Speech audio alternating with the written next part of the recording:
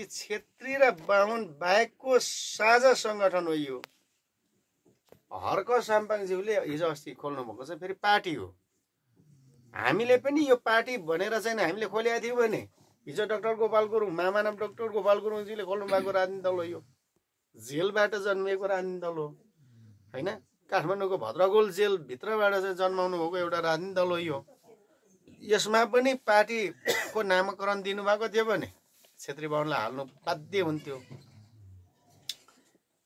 के छ भने यो चाहिँ सङ्गठन हो र हर्क साम्पाङज्यूले चाहिँ खोल्नु भएको पार्टी हो। त्यो पार्टीमा त बाहुन पनि आउँछ, क्षेत्री पनि आउँछ नि, सबै आउँछ। त्यहाँ चाहिँ आउँछ, त्यो लाउनै पर्ने हुन्छ, बाध्यता हो। त्यसको एउटा सिस्टममा गयो नि त। सिस्टमले गर्दाखेरि चाहिँ उँभो। त्यसले गर्दाखेरि हजुरको के छ भने त्यहाँ बाहुन गइसकेपछि त्यो भोलि त चलखेल गर्नु दिएन भने धराप पनि पार्न सक्छ होइन। चलखेल गर्नु दिउँ भने त्यही एमाले काङ्ग्रेस भन्न गए गुज्रेको फेरि पनि उनीहरूले त बनाउने हो। यी क्षेत्री बाहुन साथीहरूको विरोधी पनि होइन हामी, तर उहाँहरूको बेहोरा छ नि, साह्रो अगतिलो बेहोरा छ नि हो। त्यो अगतिलो बेहोरालाई मात्र हामीले भन्ने हो। त्यो कस्तो खालको अगतिलो भन्दाखेरि उसले पनि काम राम्रो नगर्ने, कसैले गरिखाएको देख्नै नसक्ने, अरूले होइन, अरूले चाहिँ फड्को मारेर के घुमाउन दिशाबाट काम गर्छ भन्दा पनि त्यसलाई सिद्ध्याउनै पर्ने नीति हो कि होइन, पन्साउनै पर्ने।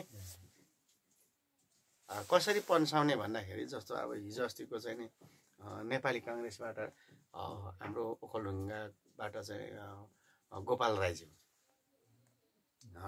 माननीय हुँदै सम्मानित वन मन्त्रालयको मन्त्री हुनुभएको व्यक्तित्व जब विराटनगरमा केही आंशिक जनताको परिवर्तनको निमित्त उहाँले केही चाहिँ भनाइराख्दाखेरि तपाईँको चाहिँ एकै छाक बनायो ताप्लेजुङमा पुर्याएर हो कि नि त, एलीबाट नै झारिदियो।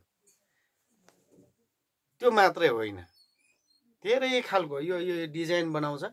डिजाइनभित्र उसको मान्छे पनि राख्दैन भने अघि भने नि मनमोहन अधिकारी जस्तो मान्छे, मदन भण्डारी जस्तो मान्छे, कसैलाई नछोडेको मान्छेले हाम्रो मान्छे त झन् राख्दैन। हिजो 7 सालको क्रान्तिबाट हेर्दै ल्याउँदाखेरि सरस्वती सम्मै शक्तिशाली अलिकति चेतना भएको व्यक्ति केही राष्ट्रमा चाहिँ गर्नुपर्छ र गर्नु सकिन्छ है भन्ने मान्छे त कसैले पनि राखेन नि त। हिजो रामप्रसाद राईलाई होइन, रामप्रसाद राईको इतिहास हेरौँ, रत्नकुमार बान्ताको इतिहास हेरौँ होइन। त्यो तपाईँको झापा आन्दोलनमा चाहिँ नि भएको चाहिँ नि डोमालाल राजवंशीहरूको कथा हेरौँ। अनि तपाईँको चाहिँ नि यो चाहिँ नि त्योभन्दा अगाडि कम्युनिस्ट तपाईँको आन्दोलनको चाहिँ नि कथाहरू हेर्नुहोस् होइन। हाम्रो मान्छे जतिलाई शक्तिशाली मान्छे कसैलाई पनि बाँकी राख्दैन। तपाईँको चाहिँ धर्मभक्त माथेमा होइन, पुष्पलाल श्रेष्ठ, गङ्गालाल शास्त्री, यिनीहरूलाई शहीद गेट, काठमाडौँ शहीद गेटमा लगेर गोली हानेर मारे। छानी झुन्ड्याइ तडपाई गोली हानेर त्यसरी मार्ने। अनि तपाईँको बाहुनको छोरालाई चाहिँ नारायण अर्याललाई चाहिँ मारेन।